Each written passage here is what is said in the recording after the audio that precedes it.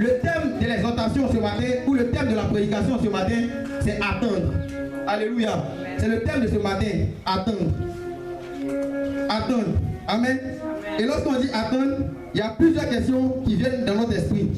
Attendre qui? Amen. Lorsqu'on dit attendre, il y a plusieurs questions qui viennent dans notre tête. Attendre qui? Amen. Attendre quoi? La deuxième question. Attendre pourquoi? Alléluia. Attendre où? Alléluia. Et attendre quand? Amen. Et la sixième question, attendre comment? Attendre qui? Attendre quoi? Attendre pourquoi? Attendre où? Attendre jusqu'à quand? Et attendre comment? Ce sont les séries de questions qui viennent dans notre esprit lorsqu'on nous demande d'attendre. Pourquoi attendre? Où attendre? Comment attendre? Attendre jusqu'à quand? Alléluia. Ce sont les différentes questions. Amen. Et nous allons lire la parole de Dieu avant de démarrer. Nous allons prendre notre Bible dans le livre de 1 Samuel. 1 Samuel, le chapitre 10, le verset 8. Et vous allez comprendre de quoi je veux parler. Amen. 1 Samuel 10, le verset 8. Une autre personne prépare Acte 1 à partir du verset 4. Acte 1, verset 4. La deuxième personne prépare Acte 1 à partir du verset 4. La première personne, 1 Samuel 10, le verset 8.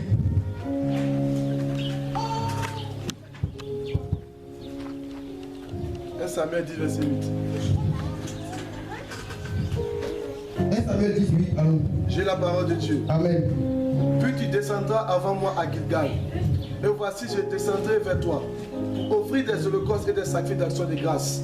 Tu attendras 7 jours jusqu'à ce que j'arrive auprès de toi et que je te dise ce que tu dois faire, parole du Seigneur. Amen. Il dit, puis tu descendras avant moi à Gilgal. Voici, je descendrai vers toi pour offrir des holocaustes, des sacrifices d'action de grâce. Tu attendras 7 jours jusqu'à ce que j'arrive auprès de toi et que je te dise ce que tu dois faire. Allons dans 1 Samuel 13, le verset 8. 1 Samuel 13, verset 8 à 14. 1 Samuel 13, 8 à 14. J'ai la parole de Dieu. Il attendit 7 jours, selon les termes fixés par Samuel. Mais Samuel n'arrivait pas à Gilgal et le peuple se dispersait loin de Saül. Alors Saül dit, amenez-moi l'holocauste et les sacrifices d'action de grâce. Et il offrit l'holocauste. Comme il achevait d'offrir l'holocauste, voici Samuel arriva. Et Saül sortit au devant de lui pour le saluer. Samuel dit, qu'as-tu fait? Saül répondit, lorsque j'ai vu que le peuple se dispersait loin de moi, que tu n'arrivais pas au terme fixé et que les Philistins étaient assemblés à Michmash, je me suis dit, les Philistins vont descendre contre moi à Gilgal. Et je n'ai pas imploré l'Éternel, c'est alors que je me suis fait violence et que j'ai offert l'holocauste. Samuel dit à Saül, tu agis en insensé, tu n'as pas observé le commandement que l'Éternel ton Dieu t'avait donné. L'Éternel aurait affermi pour toujours ton règne sur Israël. Et maintenant ton règne ne durera point. L'Éternel s'est choisi un homme selon son cœur. Et l'Éternel a destiné à être le chef de son peuple, parce que tu n'as pas observé ce que l'Éternel t'avait commandé. Parole du Seigneur. Amen. 1 Samuel 13, le verset 8. Il attendit encore 7 jours selon le temps fixé par Samuel. Mais Samuel n'arrivait pas à Gilgal. Et le peuple se dispersait loin de Saül. Alors Saül dit, emmenez-moi l'holocauste et les sacrifices d'action de grâce. Il offrit l'holocauste. Comme il achevait d'offrir l'holocauste, voici Samuel arriva. Et Saül sortit au devant de lui pour le saluer. Samuel dit, qu'as-tu fait, Saül? Il répondit, lorsque j'ai vu que le peuple se dispersait loin de moi, et que tu n'arrivais pas au temps fixé, et que les Philistins s'assemblaient à Michmash, je me suis dit, les Philistins vont descendre contre moi à Gilgal. Et je n'ai pas imploré l'Éternel. C'est alors que je me suis fait violence, et que j'ai offert le sacrifice. Verset 13. Samuel dit à Saül, tu as agi en insensé. Tu n'as pas observé le commandement que l'Éternel ton Dieu t'avait donné. L'Éternel aurait affermi pour toujours ton règne sur Israël. Et maintenant, ton règne ne durera point. L'Éternel s'est choisi un homme selon son cœur, et l'Éternel l'a destiné à être le chef de son peuple, parce que tu n'as pas observé ce que l'Éternel t'avait commandé. Amen. Attendre. Attendre, c'est un verbe. Alléluia. Attendre veut dire rester en un lieu jusqu'à ce que quelque chose soit prêt ou quelque chose se produise. Alléluia. La première définition. Rester en un lieu jusqu'à ce que quelque chose soit prêt ou quelque chose se produise. Amen. La deuxième définition, ne pas agir de façon contraire jusqu'à ce que quelque chose se produise à une certaine date. Ne pas agir de façon contraire jusqu'à ce que quelque chose se produise à une certaine date. Amen. Amen. Troisième définition. Compter sur l'arrivée de quelque chose ou sur la venue de quelqu'un. Quatrième. Être préparé pour quelqu'un. Lui être destiné. Amen. Amen. Cinquième définition. Ne pas se précipiter, mais être patient. Attendre. Amen. Sixième définition. Ne pas imiter le monde, mais imiter Dieu. Attendre. Amen. Et la dernière définition. Se retenir d'agir ou de bouger pendant quelque temps.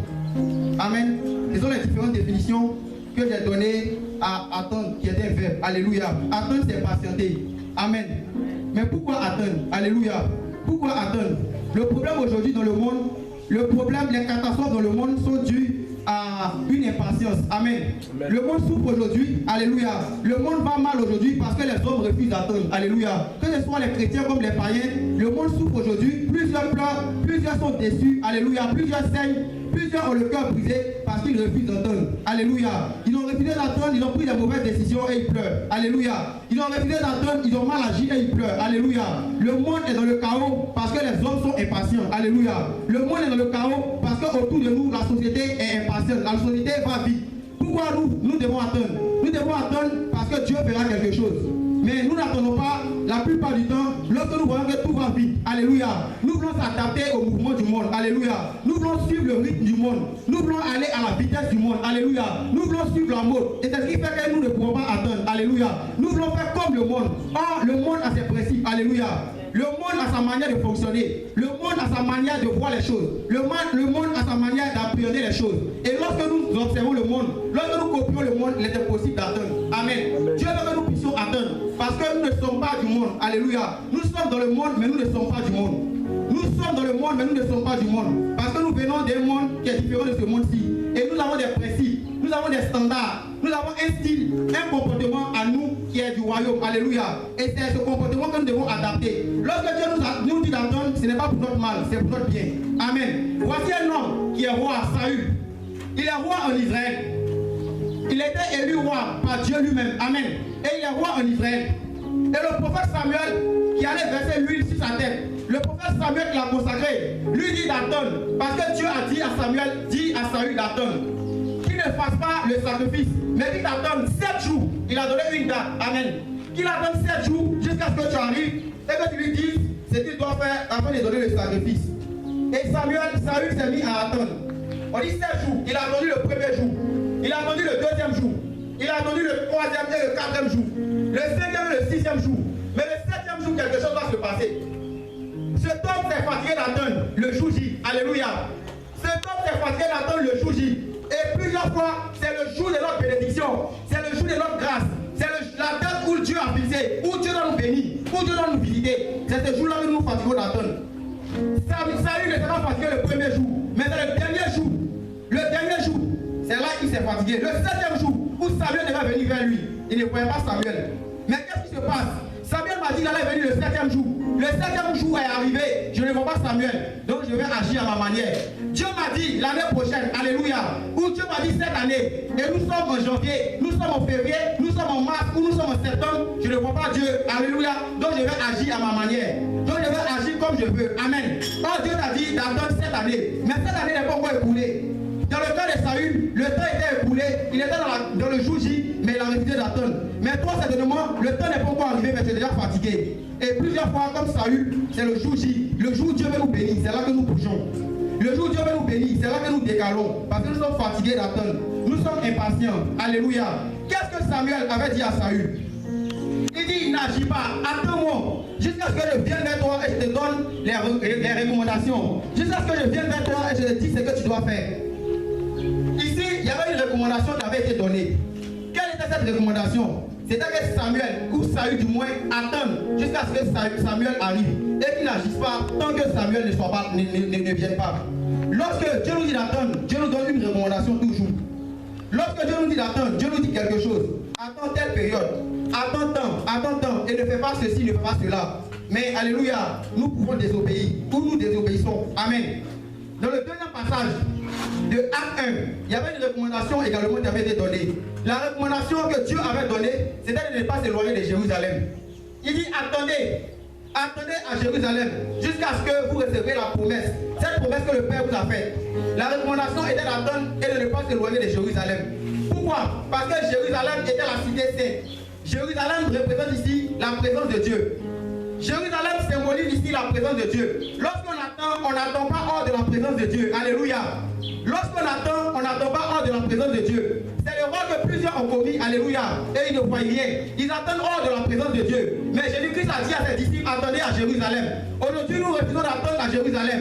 Nous refusons d'attendre dans la présence de Dieu. Nous refusons d'attendre dans la chambre haute. Alléluia. Nous sortons de la présence de Dieu et nous attendons. On ne peut pas voir Dieu se manifester hors de sa présence. Dieu se manifeste lorsque nous sommes dans sa présence. Alléluia.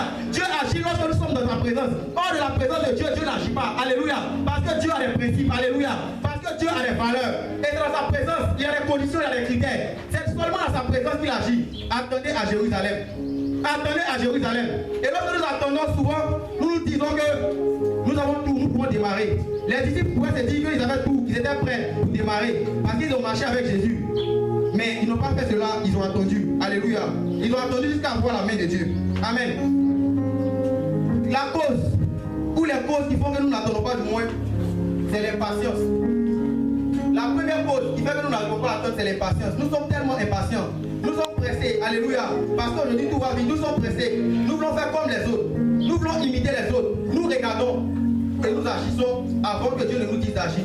C'était le problème de Saül. Saül était impatient. Le jour J, Saül a été impatient. Pourquoi? D'où est venue cette impatience? D'où est venu le fait que Saül agisse avant que Samuel n'arrive? Parce qu'il a regardé les hommes. Amen. Il a regardé les hommes. Les hommes qui étaient avec lui étaient en train de le quitter. Les hommes qui étaient avec lui étaient en train de se disperser. Et Saül a agi. Il a vu les Philistins venir et il a agi. Amen. Lorsque nous attendons, ne fixons pas nos yeux sur les hommes. Parce que si tu fixes tes yeux sur les hommes dans l'attente, tu vas désobéir. Si tu regardes les yeux des hommes, si tu écoutes les ondits des hommes, si tu écoutes les conseils des hommes, pendant que tu attends, tu vas désobéir. Il a regardé aux hommes, et c'est ce que nous faisons aujourd'hui. Lorsque nous attendons, nous regardons les hommes. Lorsque nous attendons, nous écoutons ce que les hommes disent. Ils se sont tellement moqués de moi, ils m'ont tellement méprisé, ils m'ont tellement jugé. Pour eux, ça a déjà marché. Alléluia. Et nous agissons. Dans le monde, ça a déjà marché. Dans le monde, ils ont déjà reçu. Dans le monde, ils sont déjà bénis. Dans le monde, tout va vite. Et nous désobéissons. Parce que nous regardons le monde. Alléluia. Dans la tête, on ferme les yeux au monde et on regarde Jésus. Dans la tête, on ferme les yeux au monde et on regarde Jésus. Parce que le modèle, c'est Jésus. Dans la tête, le modèle, c'est Jésus. Le modèle n'est pas le monde. Le modèle n'est pas ton entourage. Parce que si tu regardes ton entourage, tu vas désobéir. Si tu regardes ton entourage, tu auras l'impression d'être en retard. Si tu regardes les autres, tu auras l'impression d'être en retard. Si tu combats ta vie aux autres dans l'attente, tu auras l'impression d'être en retard et tu vas désobéir. Si tu combats ta vie aux autres, tu auras l'impression d'être trop âgé. Tu auras l'impression d'être en échec. Tu auras l'impression d'être en retard. Et c'est ce qui va te pousser à désobéir. Lorsque tu regardes les hommes, dans l'attente, on ne regarde pas les hommes. Dans l'attente, on regarde Dieu. L'impatience. L'impatience a emmené Saül à agir. L'impatience a emmené Saül à agir. Il a fait un sacrifice qu'il ne devait pas faire. Et c'est pourquoi est venu le terme, l'obéissance vaut mieux que les sacrifices. Amen. Dieu veut que nous puissions obéir. Amen. Et que nous fassions moins de sacrifices lorsque nous attendons. Dieu veut que nous puissions obéir lorsque nous attendons et que nous fassions moins de sacrifices. Parce que l'obéissance vaut mieux que les sacrifices. On peut faire un sacrifice dans l'attente, mais s'il n'y a pas d'obéissance issue des sacrifices, le sacrifice ne sera pas agréé. Saül a fait le sacrifice, mais le sacrifice n'a pas été agréé. Pourquoi? Parce qu'il a désobéi. Un sacrifice sans obéissance, alléluia, est un échec. Et plusieurs d'entre nous dans l'église aujourd'hui, nous avons fait tellement de sacrifices, mais les sacrifices n'ont pas été suivis d'obéissance. Amen. Nous avons fait tellement de sacrifices, les sacrifices n'ont pas été animés, n'ont pas été motivés, n'ont pas été fondés par l'obéissance. C'est pourquoi il n'y a pas de résultat. Lorsque le sacrifice vient et qu'il y a l'obéissance qui accompagne le sacrifice, il y a la récompense. Il était impatient et il a désobéi. Il a fait un sacrifice sans obéissance. Dieu n'agrée pas d'abord le sacrifice, mais il agrée l'obéissance qui accompagne le sacrifice. Alléluia. L'impatience. La première cause qui fait que nous désobéissons. L'impatience. La première cause qui fait que nous refusons d'attendre. Amen. Et la deuxième raison, c'est lorsque nous voyons la persécution. C'est lorsque nous voyons les difficultés. C'est lorsque nous voyons les problèmes. Saül, lorsqu'il attendait, il a vu les problèmes venir. Qu'est-ce qui était le problème ici? Les problèmes étaient les Philistins. Les Philistins